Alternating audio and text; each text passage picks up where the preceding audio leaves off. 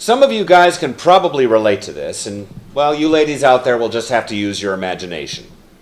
Picture this. You're making out hot and heavy with your significant other, when it suddenly hits you that you have to take a monumental piss. Not wanting to waste a moment, you race to the bathroom, lift the seat, and try to drain your rod as fast as possible. Only to realize, all too late, that your cock is still rock hard. Standing there, drenched in your own piss, it occurs to you that this is still not as unpleasant or embarrassing as having to watch tonight's film.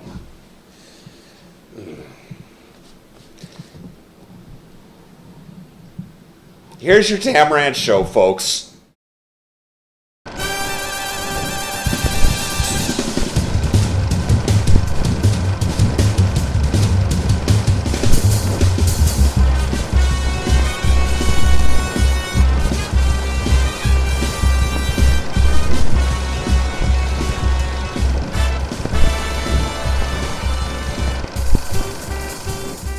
Greetings and salutations, bloodsuckers, and welcome to Film Rants, the angriest review show on the interwebs. I'm your host, E. Adam Thomas, and tonight we'll be looking at a cult classic film from 1989, Sundown, The Vampire in Retreat, starring David Carradine and Bruce Campbell. Set in a desolate desert town called Purgatory, the film is about a colony of vampires who seek to live a more peaceful life by staying out of the way of normal mortals. To accomplish this, they are trying to synthesize a blood substitute that, for all intents and purposes, looks more like curdled Yakult. Their leader, Count Modulak, asks the designer of the plant that makes this crap to come to the town to help refine and perfect this abysmal concoction. The dipshit brings his Stepford wife and their two obnoxious daughters for what he thinks will be a pleasant desert vacation. No such thing, by the way. Desert, goddammit. And they end up caught up in the middle of a vampiric civil war between the so-called peaceful vampires and the more traditional predatory vamps. Campbell, looking like the biggest dweeb since Sheldon Cooper, plays a descendant of Van Helsing, who seems to be about as much of a threat to the vampires as a bucket of stale lime jello. I mean, seriously, this tool out-McFlies George McFly. Where to begin? Okay, first off, only one nude scene in the whole fucking movie, and it's a guy. It's a vampire with a huge fake cock so big I half expected him to start picking up peanuts with it. I mean, seriously, a wacky vampire comedy without any tit shots? What is this world coming to? The vampires can live in sunlight because of some kind of fucked up Manhattan Project grade sunblock, and they wear sombreros. Okay, I get it. We're getting silly with the premise, which in and of itself is a cool idea, but it looks more like they did it because the budget wouldn't allow for enough light rentals to do more than 5 or 10 minutes worth of nighttime shots. The movie is supposed to be a comedy, and there are some really great lines that could have been hilarious, but the whole film seems to have a really awkward sense of comedic timing. None of the gags have that punch they need to make them more than just another line of dialogue, and they're left completely unmemorable as a result. Basically, it's rubber chicken comedy without Carrot Top. A lot of the film craft in this film is actually really good, with some really nice cinematography and use of sets and props. But there are certain scenes that are lit and shot like really bad episodes of Knight Rider that just detract and stand out. Another idea in the film that at first seemed kind of clever and inventive was the idea of wooden bullets.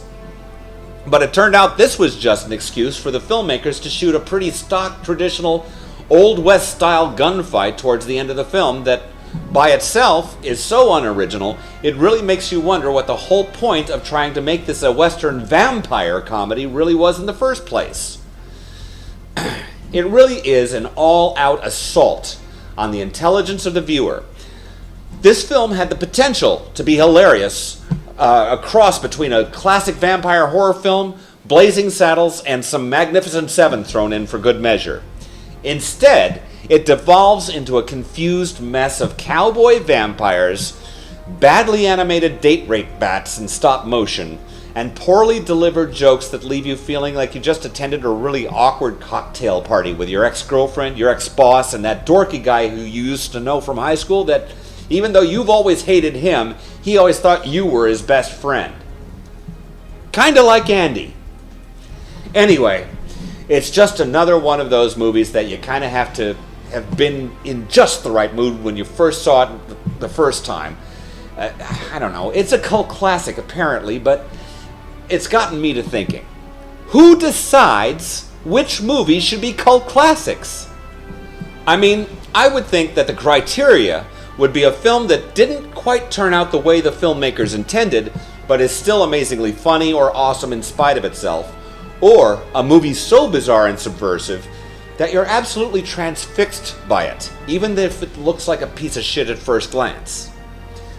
Films like Pink Flamingos, Clerks, The Big Lebowski, or Donnie Darko, you know? Ultimately, a cult classic film should be the kind of film that nobody thought was going to be any good, so it gets ass-fucked into oblivion at the box office, only to rise from the ashes like a turd-covered phoenix a few years later when folks realize that this film really got screwed. The Evil Dead series is another good example. This was Bruce Campbell's most famous role, and all 3 films were shot on shoestring budgets by people who really loved the source material they were working on, regardless of how schlocky, gory, and fucktacular it seemed. The end result was 3 separate and distinctive films that somehow managed to rock out with their cocks out. And not elephantine, phony vampire cocks either. Let's be honest here. This movie is only a cult favorite because David Carradine and Bruce Campbell are fucking in it. It could have been a 90-minute Geico commercial and you geeks would still have started drooling over it like high school freshmen catching their first live nipple slip from Angie Lipinski. You know, that sophomore girl that didn't like to wear a bra with her tank top even though she's barely an A-cup? Memories. Anyway, sorry. Rantometer, save me. Artistic gets a 2. Mostly on the technical end because much of the film was shot really well. Coolness only gets a 2 as well because at least Bruce Campbell was trying, not so much David Carradine. He pretty much spent the entire film talking words like a first-year English as a second language student. Originality only gets a 2 as well because even though the initial concept for the film was really unique, the overall execution was just bad. I mean really bad. With a capital fucking bad.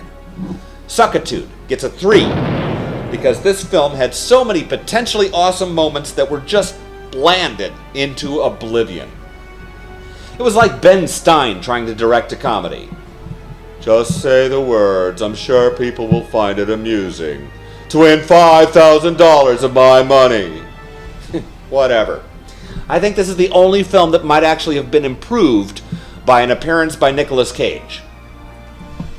Anyway, that gives Sundown a Rantometer score of 3. This movie could have been so much better with some decent comedic timing, better direction, and let's face it, some tits. Think I'm full of shit? Tell me so. Comment on this video or post your venom on Facebook, Twitter, or Google+, using the hashtag FilmRantsEAT. You can also email me at filmrantseat@cox.net, and I'm also now on Ello using that same moniker. Whatever the fuck, I don't care. Next month, we're going to celebrate the release of the first new Pink Floyd album in 20 years with reviews of Pink Floyd The Wall and a rare film by the Monkees called Head. We'll also pay homage to 51 years of Doctor Who with reviews of the 1965 Peter Cushing film Doctor Who and the Daleks and the 50th anniversary episode Day of the Doctor, which counts to me as a film because they showed it in fucking theaters, okay? December is going to be request month. Between now and the end of November, you better start shooting me your picks for films for me to rant on because I'm taking requests. Good night, and use plenty of sunblock, you fucking plasmavores.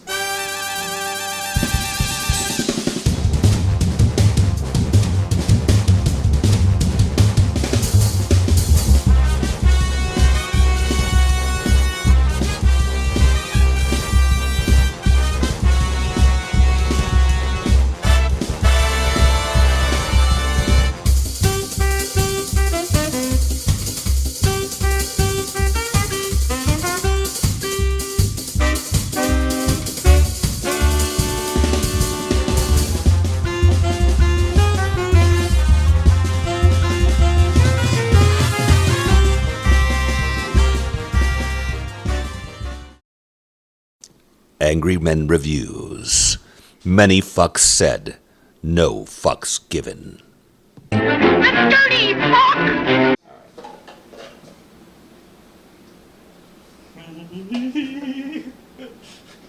Skull fucking. Sorry. Take your Ritalin, Steve.